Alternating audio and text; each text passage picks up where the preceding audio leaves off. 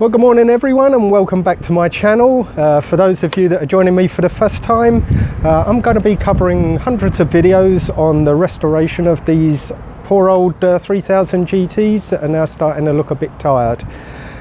Today's video is covering the third part of a three-part series on lock repair and removal, and today we're looking at sorry, the birds here want feeding. Today we're looking at the ignition lock and how to remove it and replace it if it needs replacing. So before I start on that, I just wanted to say a big thank you to everyone. We've just passed 600 subscribers, which is incredible and way beyond what I ever expected. So thanks to all of you that are subscribing to my channel, and also to those of you that have now started going on to my forum, which is a complement to this channel. It's not to replace any other forums or clubs that you're members of, it just works well with this channel. So in order to remove the ignition lock, you're just going to need two simple tools: a Phillips screwdriver with a reasonably long shaft, 4 or 5 inches, 6 inches is fine. Don't make it too long because your seat will be in the way. Don't make it too short because you need to go into some fairly deep space in order to get the screws out. Yeah, it's going to be one of those days, I think. Come on in. I've been training a couple of robins and a blackbird that live in my garden to come and feed out of my hand, and now they won't leave me alone all day. They're just looking for food. So there you go. You're going to have to go down there and feed for a little while. So yeah, just the two tools, a Phillips screwdriver and a pick tool with a very narrow tip. You will get away with using something like a very thin screwdriver or something like that. Now, I've actually removed the seats from the interior of the car. You do not need to do that yourself. I've purely removed them to give better access for filming purposes. You'll also notice that part of this dashboard is already stripped down. The job of removing the lock is nothing whatsoever to do with the dashboard. It's just been left stripped down from when we did the video on dashboard removal. It's going to stay out of the car until I've done some spray work on this car, and then we'll start the video series on restoring the car. And one final thing, in recognition of finally hitting 600 subscribers, today I'm going to be doing a short video on a competition that's up and coming, which everyone is entitled to apply for. And there's, you know, I'm offering something that you probably won't often see on YouTube or any other channel. It's quite a major competition, well worth entering if you've got one of these cars. So I'll tell you more about that in another video in a minute. So for now, let's get started. The cameraman's going to come round to the interior of the car and I'm going to work from this side. Okay, as far as I know, the ignition lock itself doesn't actually suffer with any problems. Pretty much the only maintenance you can do to it is perhaps injecting a little bit of graphite in from time to time. And for those of you that haven't seen the other two parts to this series of lock removal and repair, go back. There is a graphite powder you can buy, and the locksmiths have told me that's the best thing you can use for your locks to maintain them. But because the ignition lock is on the interior of the car, it doesn't suffer with corrosion or muck in it like regular locks that are on the outside of the car. So really the only thing you're going to need to do to this is remove it. If, for instance, one of the other locks weren't repairable and you decide to buy a new set of locks, you need to know how to replace this lock without a lot of work and damage to the car. So that's what I'm going to show you today, how to remove the lock barrel in order to fit a new one. And it's actually not a difficult process if you know how it's done. Now, because some parts of this are hard to film because they're right underneath and at the back, I've got the bottom casing off of the steering column that you're going to need to remove to get the lock out. Now, as you can see on the back of here, which would normally be upside down,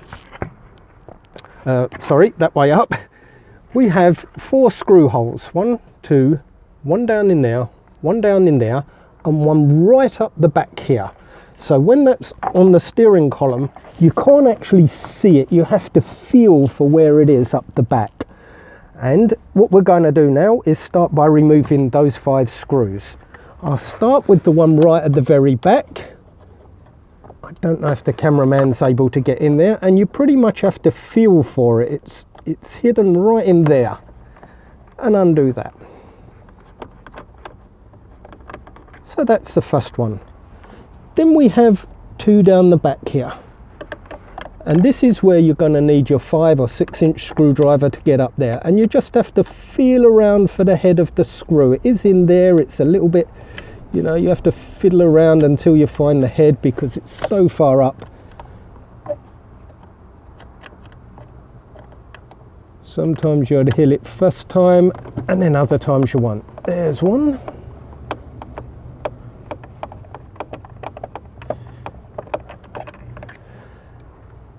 So make a note, the long ones are at the back two, and then we've got 2 shorter ones at the front. So now we'll go for the other back one.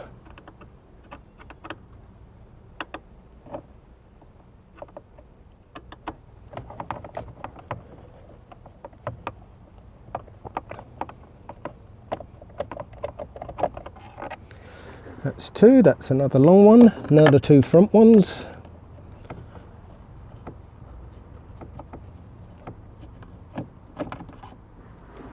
One and 2.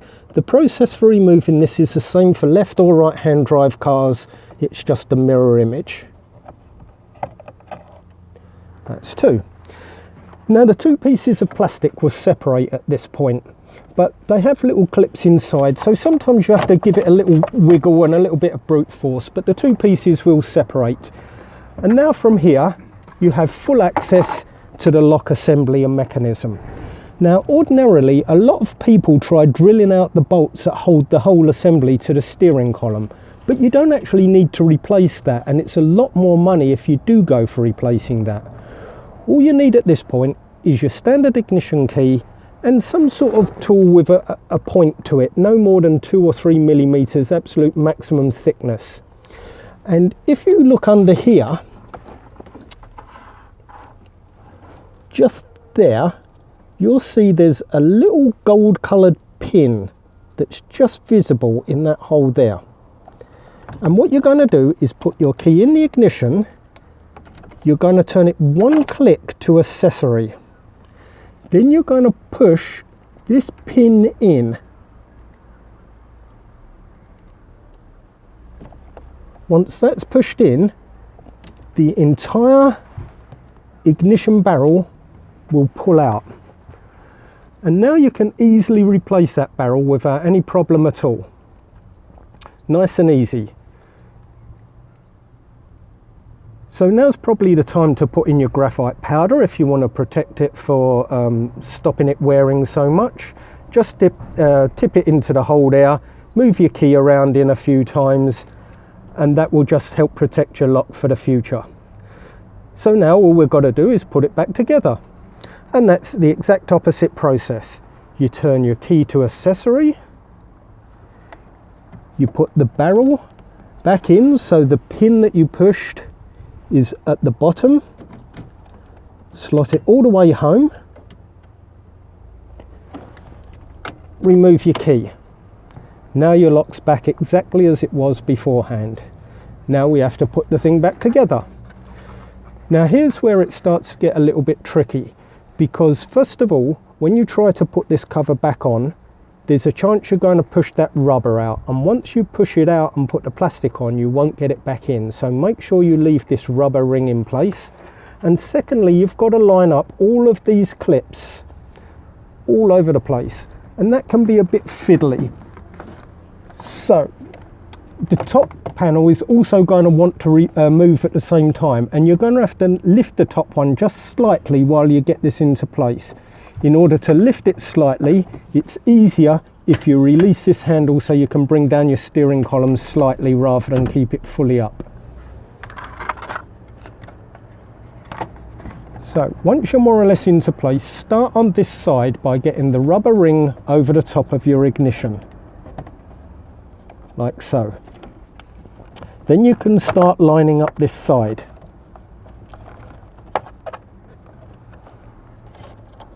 Now I find it easier sometimes if I just put a screw in to hold it.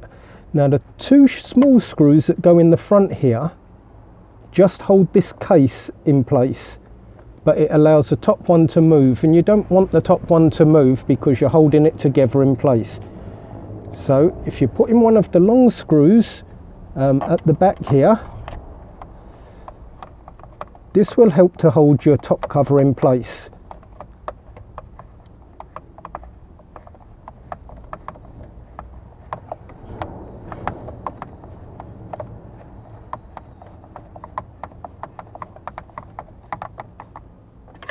Okay, now we can go to the other side, and if the other side didn't line up correctly, you can now do that just by manoeuvring the plastic around, and there we go, that's all now clipped back together. So now we put the other long screw in. This will hold the other side in place. Now remember not to push up hard at this point because you'll just separate the two pieces of plastic again. Just gently let it wind itself in, and you're sorted. Now the short screws, which are nearest to you, I keep saying front and back, it's actually nearest to you.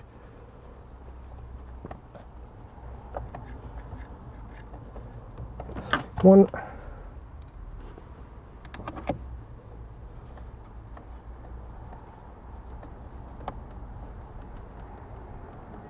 that's two, and the final one was that one right at the very back that you can't actually see, or just have to feel for the hole. And three. Just a quick test of the ignition on, and I won't bother starting it because there's no battery connected. So that's it, a nice simple job, nice quick video. So as usual, thanks for watching. Don't forget to subscribe to the channel. There's lots and lots of videos already online, and lots more coming every single week of the year. Once you've subscribed, you can click on the bell. That will give you automatic updates every time I release a new video. So for now, thanks for watching, and I'll catch you on the next one.